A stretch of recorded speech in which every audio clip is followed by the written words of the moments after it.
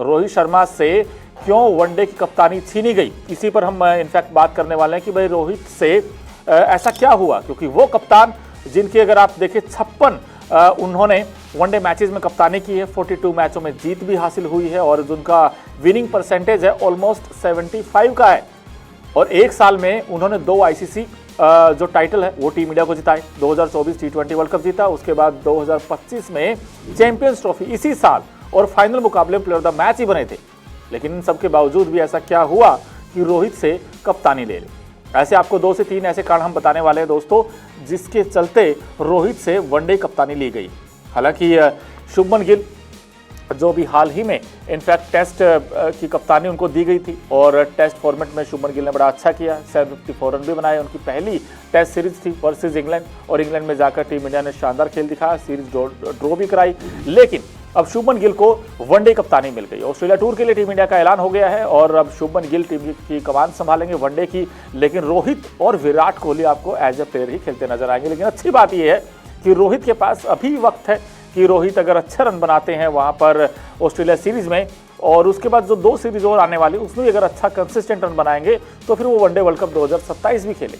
लेकिन सवाल तो ये उठ जाता है कि भाई वो कप्तान जिन्होंने 2022 से वो तीनों फॉर्मेट के कप्तान बन गए थे टीम इंडिया के लिए, और 2023 वनडे वर्ल्ड कप में लगातार भारत 10 मैच जीता, अगर वो फाइनल मैच काश जीत जाते तो तीनों ट्रॉफी रोहित के पास होती। लेकिन ये भी हमें नहीं भूलना होगा कि 11 साल बाद 2013 में टीम इंडिया चैंपियंस ट्रॉफी जीती थी, उसके ठीक 11 साल बाद भारत ने आपको T20 वर्ल्ड कप जीतते हुए देखा था, और उस टीम के कप्तान रोहित शर्मा थे।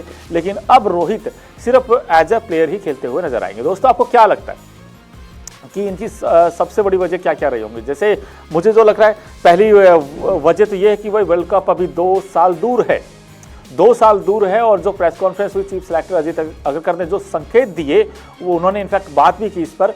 उन्होंने कहा कि यार 2 साल का वक्त है, तो अभी शुभमन गिल को कप्तान बनाने का सही वक्त है, सही समय है, ताकि वो चीज़ों को देख सकें, लीड अच्छे से कर सकें, क्योंकि उनके पास वक्त होगा। और इसके बाद देखा जाए तो भाई ऑस्ट्रेलिया सीरीज तो है ही है, उसके बाद 2 सीरीज और इंडिया खेल ली, एक साउथ अफ्रीका के खिलाफ, एक न्यूजीलैंड के साथ, यानी कि 9 वनडे मैचेस हैं वर्ल्ड कप से पहले। वर्ल्ड कप अक्टूबर-नवंबर में होगा, साउथ अफ्रीका में होगा, और 2027 से पहले शुभमन गिल जो लीडरशिप क्वालिटी है वो अच्छी होती जाएगी। दूसरा सबसे इंपॉर्टेंट चीज़ उन्होंने ये भी कहा कि भाई जो रोहित के साथ एक है एज फैक्टर, बिकॉज रोहित फिलहाल अगर देखें तो 38 के आसपास हैं, और जब वर्ल्ड कप आएगा तो वो 40 के हो जाएंगे, मतलब 40 प्लस भी आप मान लीजिए 2-4 महीने ऊपर चले जाएंगे। तो क्या उस समय रोहित वर्ल्ड कप 2027 में सही रहेंगे? क्योंकि इससे पहले अगर देखें तो इंडियन क्रिकेट में ऐसा कोई भी खिलाड़ी नज़र नहीं आता जिन्होंने 40 प्लस होकर भाई वर्ल्ड कप खेला हो।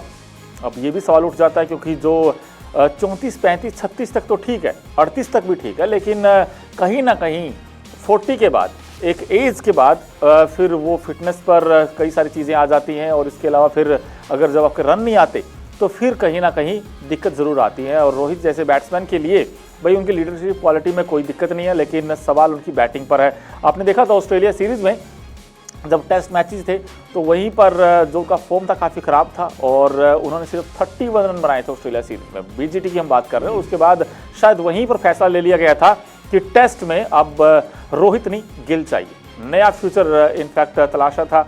अब यहाँ पर भी वनडे में भी जो टीम मैनेजमेंट है वो चाहती थी कि भाई हम किसी यंगस्टर को भाई टीमी कमान सौंपे। क्रिकेट की हर बड़ी खबर, हर बड़े अपडेट और लाइव डिस्कशन के लिए जुड़िए मेरे साथ सिर्फ India TV cricket YouTube channel पर।